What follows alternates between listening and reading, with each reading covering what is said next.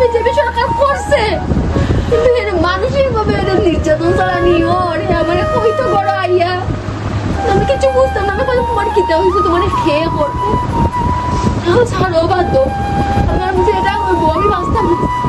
তারপরে আমি ওই আমার শাশুড়ি মা জোর করে দিচ্ছে আমি বর্ণালীর বাড়ি যাওয়ার কথা, যাওয়ার পরে এমন রেসপন্স পাইছে না, তারা এটা কোনো পাত্তাই দিছে না। তারপরে তো ঈদের পরে তো এই সমস্ত আক্রমণ চালাইল। আমার জামাই তো শেষ, আমার জামাইটা তো শেষ, আমি তো রেলে পাইতাম না। আমি চাই কঠোর শাস্তি হইতো। আমার জামাইদের ফেলে মারছে, আমি বহুত দিন ধরিয়া পৃথিবীর টাকা অবস্থায় মানসিকভাবে পাঙ্গা করতে যেতাম অন্তর টোন ঠিক বাইরে গেলে টোন কিনতে গেলে সব কিছু করা হতো। ঘুরাইয়া কইতো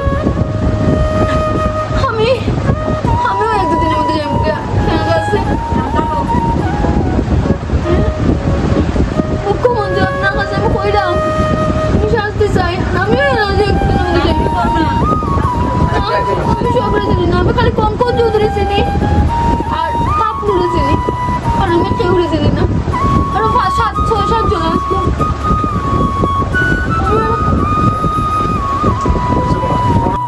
আমার সামনের লগে বহুদিন ধরে এরকম টোন্টিং বা বহুত কিছু চলে, বহুত দিন ধরে চলে হে গড়াইয়া কইতো। আমি বুঝতাম এর ভিতরে একটা কষ্ট আমারে কইতো কিতা হইব কিতা হইব। এর মোবাইলও কালকে জিতার পরে মোবাইলে মেসেজও আইছে, হ্যাঁ কিতা হইব গো কিতা হইব, তারা জিতলে কিতা হইব, তারা জিতলে তো আমি থাকতে পারতাম না। আমি তখন কইতাম কিচ্ছু হইতো না, তুমি চিন্তা করিও না কিছু তো না, আমি বাঁচতাম না গো, আমার বাঁচতে তো নাই দেখো, আমার নানা রকমের মিশা বদনাম উঠবো, এখন আমি যা করছি তা তো যা হচ্ছে তা উঠবো, আমি কোনো চিন্তা করো না, আমি তো তোমার লোকে আছি। হে মানে হে কয়েকদিন মানে মন মেজাজ খুবই খারাপ, হে কথাবার্তা খাওয়া হে খুবই মন মেজাজ খারাপ, এর লোকের বাইরে খুব টোন্টিং হয়েছে, টোন্টিং তো প্রচন্ডই।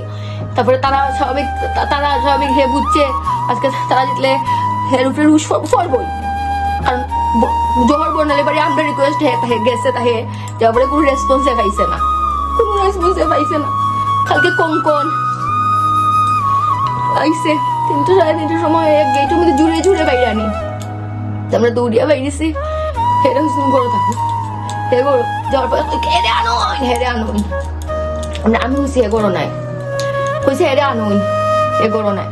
তারপরে হাই না আমার বৌমা শুনো ফার্স্টে কইছে কোন বইয়ের বইনের লগে রাহুলে গাড়ির মধ্যে বাজে কাজ করছে, তিথি বাজে কাজ করছে। তারপরে বাটফার বেইমান এ লোককে ফাইন বাকিটা আমার শাশুড়ি মা বাকিটা কইতে পারবা, হে কুলাঙ্গার হে বেজন্মা এমন কেমনে কইতাম কই কোন টাইটেল কি জানো চৌধুরী। পাপলু আসলো, পাপলু পরে আইছে ঠিক আছে, কিন্তু পাপলু আসলো, তারা 6-7 জন আসলো। পাপলু কি টাইটেল কি হ্যাঁ এটা কইতে পারতাম না, মানে চন্দ্রপুর নিবাসী রেঞ্জ ক্লাবেরই। আচ্ছা আচ্ছা আইয়া হেরে মানে যেতা মন ধরে তাই না কইছুন ওই এত লাগে বলে আমরা আবার পরে কই আমার মা তো মাসের গো আমি কেমনে বাইরে গিয়ে মুখ ধরে আমি কইছি তুমি চিন্তা করিও না কিচ্ছু হইতো না, এসব এটা মন মরা।